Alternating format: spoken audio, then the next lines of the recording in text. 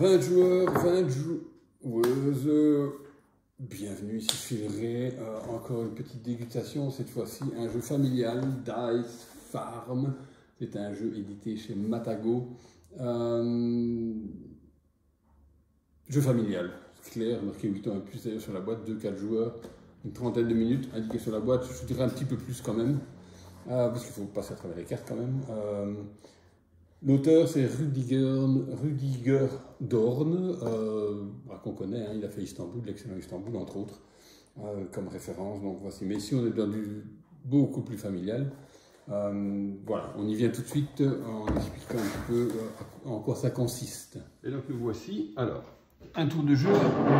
Donc voilà le tableau de jeu. On a le plateau central qui est ici et le plateau de joueurs qui est ici. Donc ça concerne la ferme.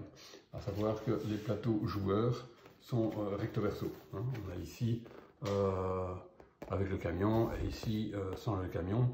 La différence c'est que avec celle-ci, vous jouez avec des modules supplémentaires un peu plus avancés, vous avez des cases vides, tandis qu'ici, toutes les cases sont complètement remplies de tout le truc, quoi. Donc voilà, ça c'est le jeu de base. Quand vous démarrez le jeu la première fois, on fait comme ça ici, vous verrez, vous allez vite passer à l'autre côté. Et donc on a ici chacun un entrepôt ici avec 4x4, 16 ressources disponibles. Nous avons ici des cartes qui vont permettre ici d'aller chercher au marché pour placer dans votre ferme. Dans votre grange, vous avez des sacs ici où on verra l'utilité tout de suite. Donc c'est aussi un truc de ressources où on échange des ressources pour avoir d'autres choses, pour essayer de gagner de l'argent. L'argent est comptabilisé autour ici du plateau. Et c'est le plus riche à la fin qui gagne la partie. Donc voilà, c'est très très simple. Il y a un petit air aussi j'ai oublié le nom du jeu, enfin bref, peu importe. Donc voilà, alors comment se déroule le tour d'un jeu? Bien, c'est bien simple. Le joueur actif va jouer, va tirer 3D. Voilà, c'est 3D, il a un résultat. Ok, donc il a 5, 5, 4 dans ce cas-ci. Il va prendre uniquement lui, il va prendre un des dés, il choisit, et il va le mettre sur un des 6 emplacements. Donc il prend le 4, il va le mettre ici, et il va prendre cette carte-ci. Cette carte-là, il va la mettre dans sa ferme. Alors, soit il cache quelque chose qui est déjà dedans, soit il remplace une carte qui est déjà là, peu importe, ça n'a pas d'importance. Mais en fait, ces cartes-ci vont servir à améliorer sa ferme pour avoir de plus en plus de ressources ou de plus en plus de pièces, etc. Donc dans ce cas-ci, voilà. Donc il peut soit prendre le 4, soit, ici dans ce cas-ci, prendre le 5, qui est deux trucs de lait. Donc voilà, mettons qu'il prenne le 5. Pourquoi le 5? Parce que s'il le met sur sa case 3, mais il peut la mettre ailleurs. Hein. S'il la met sur sa case 3, voilà, ici, ben, il améliore. Ici, il gagne qu'un seul récipient de lait, tandis qu'ici, il va en gagner 2 quand le 3 sortira. Et les 2 dés qui restent indiquent justement le champ qui est activé. Donc dans ce cas-ci, c'est le 9. Mais c'est pour tous les joueurs. Donc il y a aussi, on va regarder si l'autre joueur, si le chiffre qu'on lui laisse est intéressant. Si jamais les adversaires ont encore des champs vides dans le 9, eh bien, autant laisser le 9, comme ça vous gagnez quelque chose avec votre champ 9, mais les autres pas. Donc c'est pas mal, il y a quand même une petite interaction ici, donc le choix n'est pas super compliqué, mais quand même, on regarde quand même ce que les autres font pour savoir qu'est-ce qu'on laisse ici, et même chose pour nous, parce que c'est peut-être plus intéressant pour nous d'activer non pas le 9, mais le 10 en prenant la carte 4, et dans le 10, du coup, on va activer celle-ci. Voilà, donc c'est un peu ça la mécanique générale du jeu. Donc voilà, donc ensuite il a amélioré son champ en faisant ça. Le 9, chaque joueur va toucher ce qu'il a dans le 9. Donc le 9 ici, la carte ici, je vais la rapprocher un petit peu, elle indique qu'il doit payer 2 fois 2 ressources identiques, mais qu'elles soient différentes l'une de l'autre. Hein. Donc c'est parfait, c'est ce qu'il a dans son stock, dans son hangar, dans son échoppe, ce qui va pouvoir gagner un sac et 7 pièces. Donc c'est nickel pour lui. Donc il va défausser ici 2 laits ainsi que 2 laines, qui sont les matières de base, hein, de première. Et il va gagner un sac, je reviendrai au sac, et 7 pièces, donc il va augmenter, comme on est au jaune ici, il va augmenter de 7 pour arriver à 14. Donc voilà, ça c'est une carte vraiment, ces deux-là en tout cas, sont vraiment des cartes, des espacements pour gagner des pièces. Et le but du jeu, c'est quand même d'être le plus riche à la fin du jeu, donc au départ, on va essayer de gagner beaucoup de ressources, mais après, on va essayer de gagner des points de victoire. Toutefois, il ne faut pas oublier qu'on a toujours besoin de ressources pour gagner les points de victoire. Donc il ne faut pas cacher toutes les ressources parce qu'après on va avoir du mal à aller les chercher. Le sac, qu'est-ce qu'il permet de faire le sac? Eh bien le sac permet par exemple, s'il ne voulait pas prendre le 5 mais prendre le 3 par exemple, ben, il peut dépenser un sac pour changer la valeur du dé de 1, de plus ou moins 1 à chaque fois. Attention qu'un 6 ne devient pas 1 et un 1 ne devient pas 6. Donc si de 6 vous voulez passer à 1, vous devez dépenser 5 sacs.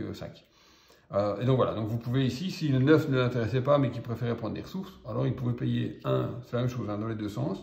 Donc soit pour modifier la valeur ici, mais il ne modifie que pour lui, pas pour tous les joueurs, ou alors modifier la valeur du dé pour prendre une autre carte.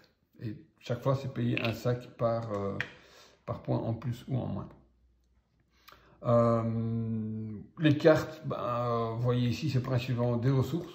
Vous avez des cartes comme celle-ci, où voilà, vous gagnez toutes les ressources, mais dès que le champ est activé, ce champ est défaussé. C'est le symbole qui est marqué en haut, en rouge. On défausse complètement la carte, donc la carte est jetée. Donc c'est un one-shot, c'est une carte one-shot celle-ci. Celle-ci c'est la même chose, vous gagnez un parasol, enfin un tournesol plutôt. Alors les tournesols à quoi ils servent? Eh bien, quand vous prenez un tournesol, comme ici par exemple, vous dépensez 2 ressources pour avoir un tournesol, quand vous activez ce champ-ci. Les tournesols, vous les mettez là où il y a des emplacements tournesol. Voyez, et ça permet d'augmenter de 1 votre revenu qu'il y a quand le champ est activé.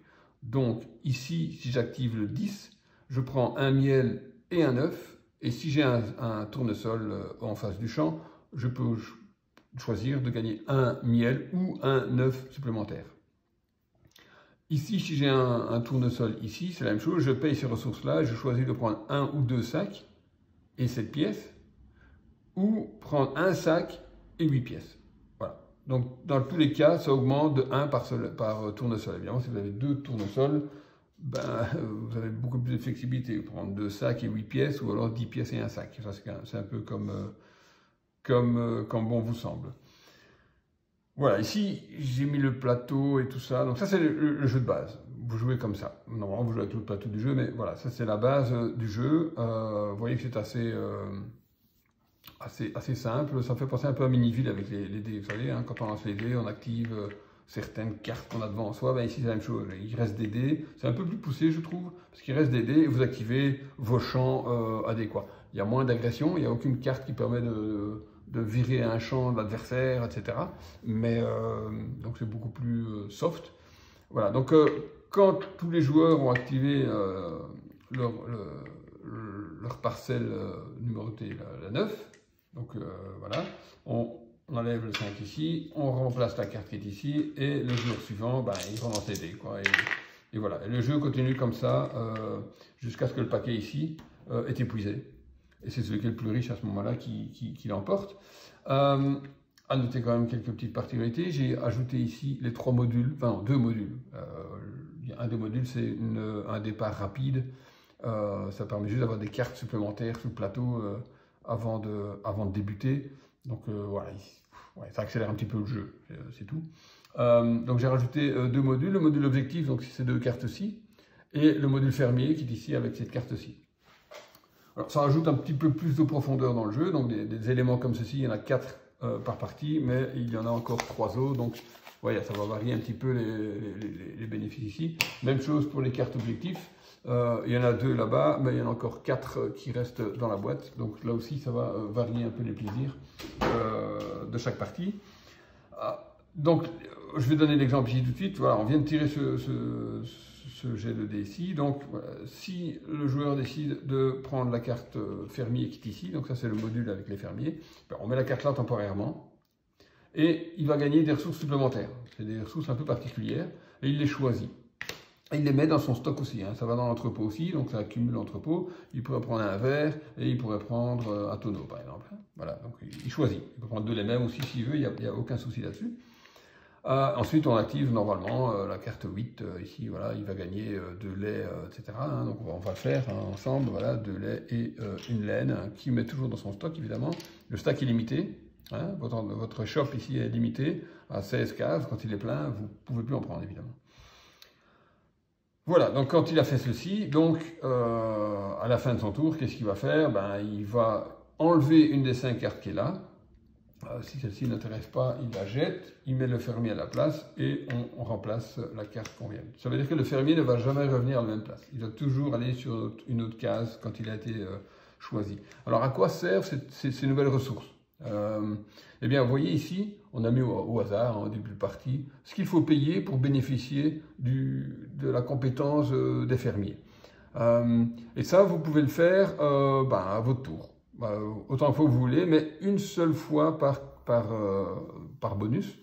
Donc, par exemple, ici, si les 2 dés qui restent sont identiques, vous pouvez payer un sac d'herbe afin de gagner 2 sacs. Alors, les sacs sont importants puisqu'on a vu, ça permet d'avoir beaucoup plus de flexibilité dans les dés. Ici, vous dépensez un camion et vous pouvez échanger 2 ressources contre 2 autres. Ici, même, vous payez une charrette de foin. Et si les 2 dés qui restent ici à la fin sont identiques, vous pouvez gagner une ressource au choix. Et enfin, celui-ci, vous payez un tonneau. Voilà, je pourrais payer un tonneau et dire je permute 2 cartes. Alors, pas sur un emplacement vide, donc vous vraiment permuter 2 cartes. Donc vous pourrez dire je permute celle-ci contre celle-ci par exemple. Enfin voilà, c'est pas un bon choix, mais voilà, c'est quelque chose que vous pouvez faire parce que vous vous rendez compte que finalement vous avez mis une carte à un endroit qui n'est pas bon, et donc voilà, ça vous donne un peu plus de flexibilité. Voilà. Voilà, j'ai expliqué à peu près toutes les règles. On joue comme ça jusqu'à ce que le paquet est épuisé, et à la fin du jeu, vous verrez que celui qui a marqué le plus de points a remporté la partie. Donc à la fin d'un lancer dé, donc à la fin d'une manche, on va regarder les objectifs. Donc si un joueur a rempli un des objectifs, il va mettre un de ces trucs dessus. Là, voilà, c'est le premier, il gagne 6 pièces, donc direct. Et le deuxième gagne 3 pièces. Évidemment, on peut le faire qu'une seule fois par objectif. Donc ça veut dire que le deuxième, il ne va pas pouvoir mettre 2 fois le même ici. Enfin le même joueur, le jaune ici dans ce cas-ci. Et une fois qu'il y a 2 joueurs qui ont réussi les objectifs ici, on retourne la carte. Et les autres joueurs ne savent plus remplir ces objectifs-là, ni gagner les pièces correspondantes. Bon, les objectifs sont assez variés. Dans ce cas-ci, c'est avoir 5 tournesols sur son plateau. Donc 1, 2, 3, 4, 5, il y en a 5. Donc dans ce cas-là, effectivement, à son tour, là, à la fin, il pouvait faire ça. Et l'autre joueur en a que 3. Donc il va gagner 6 pièces. On parle du jaune. Hop, il monte à 20 direct. Voilà. Et ici, c'est d'avoir toute son échoppe remplie. Donc des 16 cases. Donc ça, c'est peut-être un peu plus difficile parce qu'on en dépense régulièrement. Mais ça peut être... ouais, ça peut être un jeu attentiste, comme ça, on attend, on prend des ressources afin de gagner les 6 pièces et avoir, voilà, prendre un petit peu d'avance sur les autres. Donc voilà pour Dice Farm, c'est pas mal. Grâce au module, ça ajoute une couche supplémentaire. Voilà, donc c'était la dégustation de Dice Farm. Je vais reprendre la boîte à côté de moi. Donc, voilà, c'est un jeu familial, comme je l'ai déjà dit. Il y a un petit air de mini-ville, dans le sens où les dés vont indiquer quelle carte vous activez dans votre ferme. Il n'y a pas d'agressivité comme un petit peu dans mini-ville où vous avez des cartes qui permettent d'aller chercher des pièces chez l'adversaire. Ici, il n'y a pas ça, donc c'est beaucoup plus soft, beaucoup plus familial peut-être aussi que mini-ville. Il y a une petite course à l'objectif si jamais vous jouez avec le module objectif, évidemment. Donc c'est un jeu, j'apprécie quand même pas mal, surtout cette mécanique de dés. Vous en prenez un, les 2 autres indiquent quel champ vous indiquez, enfin, vous activez. Donc là, vous avez un petit peu d'interaction, vous regardez les autres. Tiens, si je laisse le 8, t'as rien sur le 8, écoute, et le A, justement, la carte m'intéresse. Voilà, donc il y a du hasard évidemment, puisque c'est un lancer de dés. Hasard que vous pouvez modifier avec des sacs. Les sacs vous permettent d'augmenter ou de diminuer la valeur des dés, donc ça c'est bien aussi. Donc voilà, finalement c'est un jeu familial, mais peut-être familial plus, peut-être même justement grâce à ces petites mécaniques qui peut-être ne conviendront pas à un enfant de 8 ans. Mais voilà, à vous d'essayer, comme il y a plusieurs modules, vous pouvez commencer sans rien, avec le plateau simple. Sans les modules, il y a aussi un démarrage rapide qui permet aussi de bien d'accélérer le jeu si jamais le jeu est un peu trop long. Donc voilà, donc une belle petite surprise quand même pour un jeu familial. Je pense qu'il sortira quand même régulièrement avec ma petite fille de 8 ans qui adore les jeux. Voilà, c'était la dégustation de Das Farm. J'espère que ça vous a goûté. Et je vous souhaite une bonne santé.